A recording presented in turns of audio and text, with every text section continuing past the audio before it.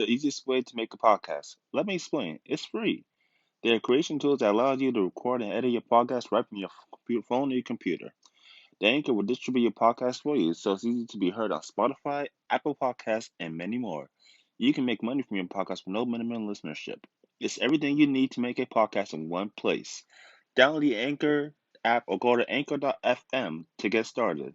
Thank you very much.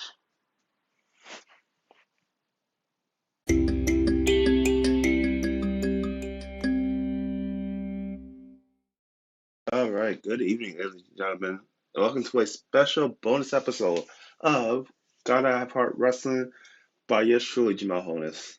And we are going to be talking about one of the most main important events that ever happened in the history of WWE itself. I'm talking about December pay-per-view 2001 of Vengeance 2001 here. Very historic event. We'll have a one-night tournament, 3 matches, 2 championships, 1 winner, and all on the same night at Vengeance here to crown the first ever WWF Undisputed Championship here. Man, what a great time to be at WWF. We just finished the invasion from WCW, put them out of business by winning that traditional 5-on-5 Survivor Series elimination matchup. Can tell you how important that match was, Rock being the sole survivor, ensuring that WWE stays in business for good.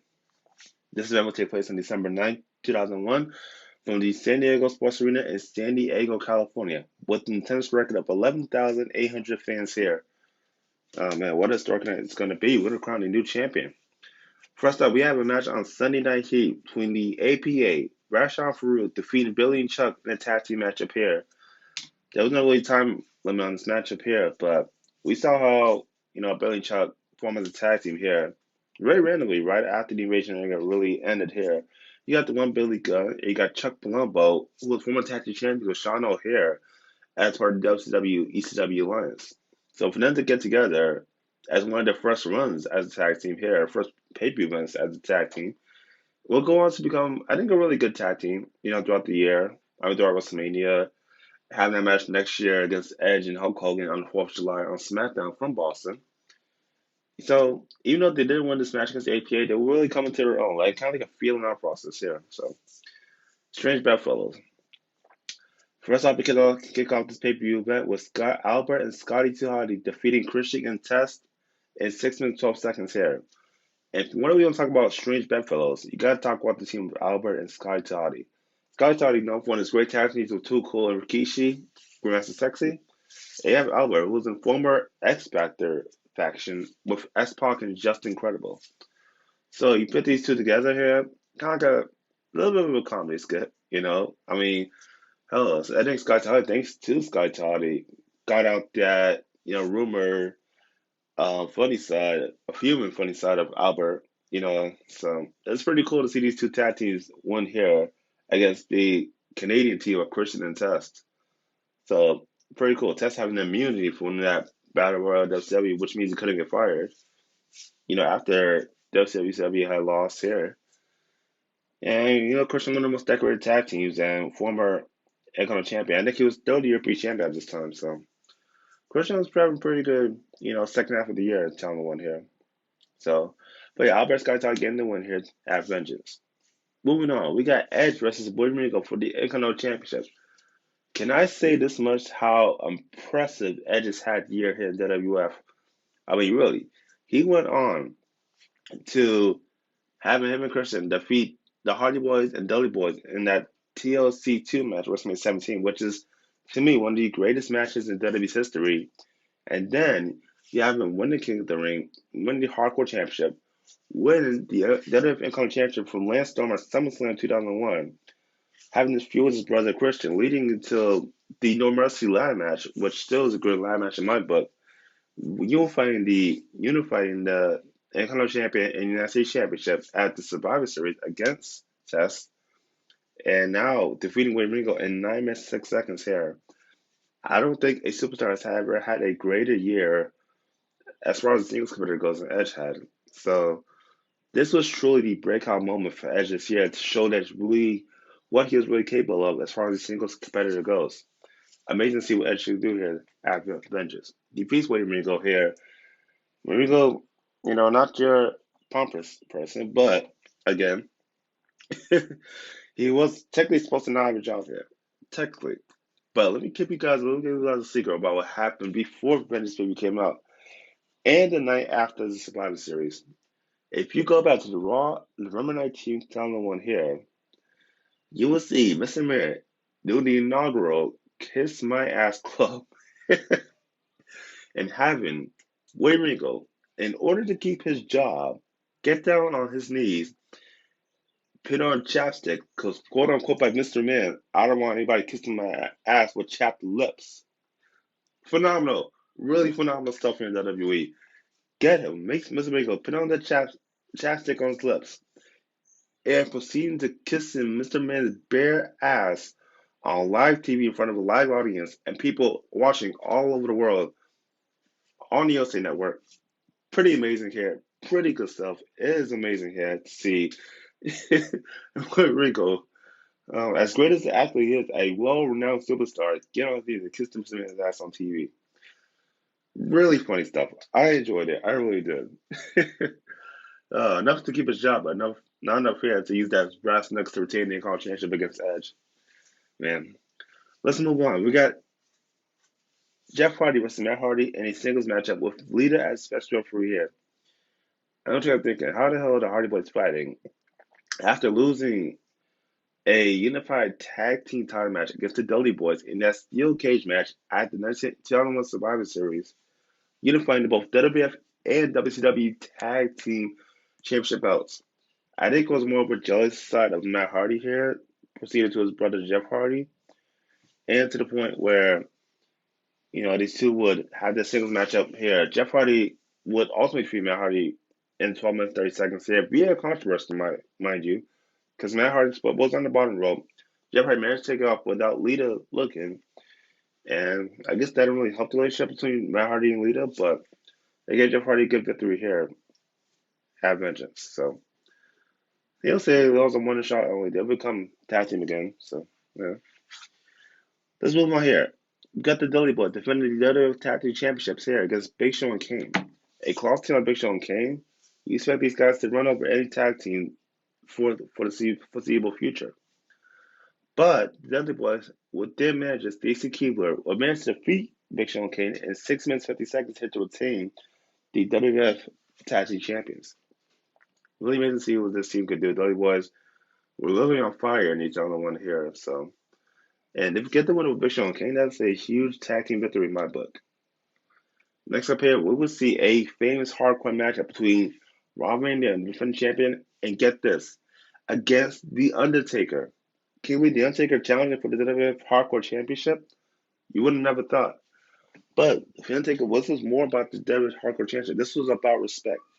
Being in WWF for 11 years, then on the night, the week after Survivor Series, when Jim Ross was going to kiss Mr. Man's ass with Kurt Angle by his side, for some reason, The Undertaker thought Jim Ross is better than him, that he did not need to kiss Mr. Man's ass. But he did. Undertaker said he's been kissing Mr. Man's ass for 11 plus years. And he said Jim Ross will do the same, as Jim Ross did kiss Mr. Man's ass forcefully. I might say forcefully. So, The Undertaker wanted to treat anybody, or at least beat up anybody who didn't respect him. The Undertaker cut his hair, got a new look, I think this was really the big evil character coming out of The Undertaker here.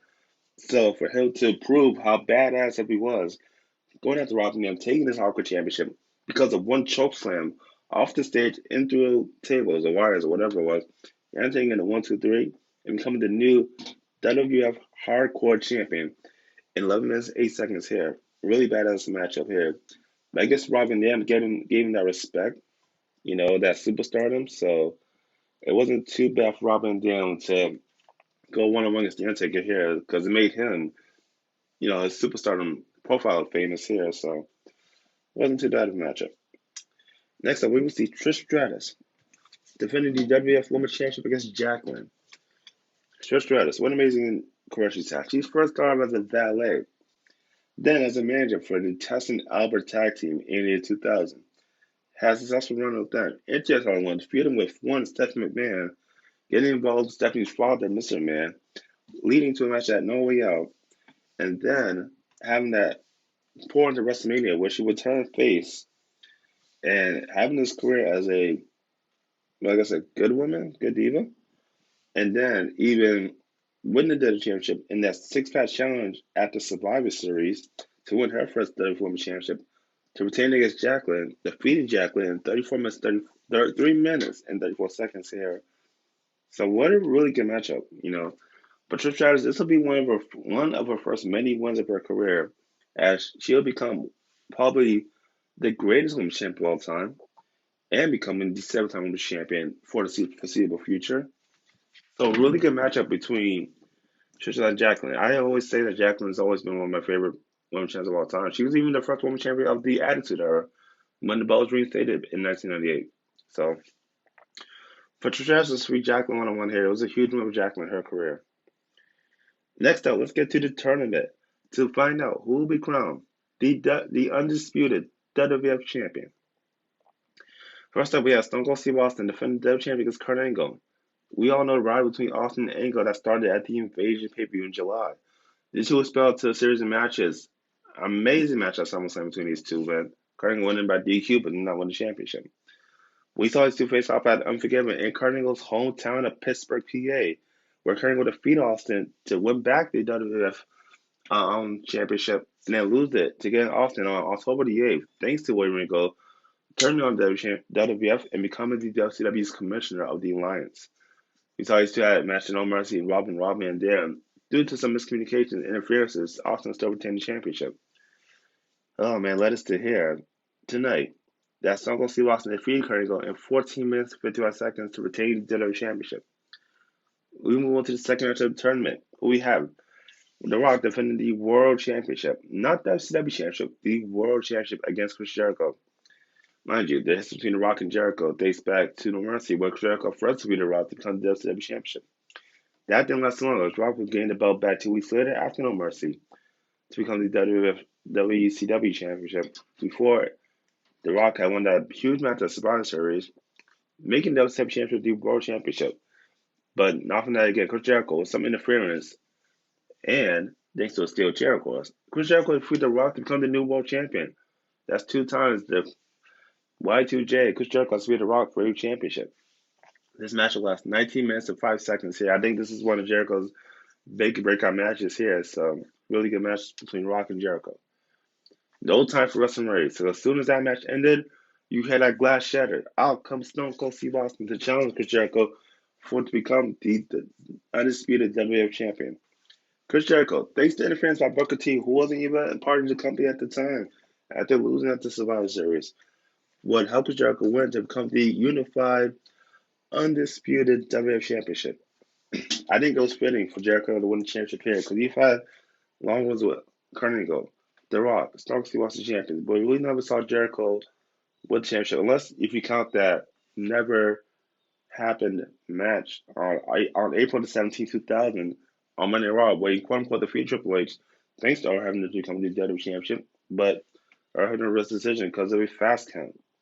So, Triple H still in the championship. Jericho had never won the championship, quote unquote, never won the title on that Raw. So, Chris Jericho to win here becomes the WWE Championship and brag to the whole world for many years to come, because I still hear this on the very same day that Chris Jericho defeated The Rock and Austin in the same night to become champion. This match will last 12 minutes 31 seconds here. Chris Jericho, your new undisputed WWE champion. Thank you guys for listening to this bonus episode, and in my mind, will probably one of the most historic great pay-per-views of WWF at the time before I became WWE. And yeah, my opinion, really good event. 4 out of 5 stars here. So yeah. Thank you guys for listening to this bonus episode, and we'll see you next time on a bonus episode of Gotta Have Heart Wrestling by yours truly, Jamal Honus. Thank you very much, and have a good day, everybody.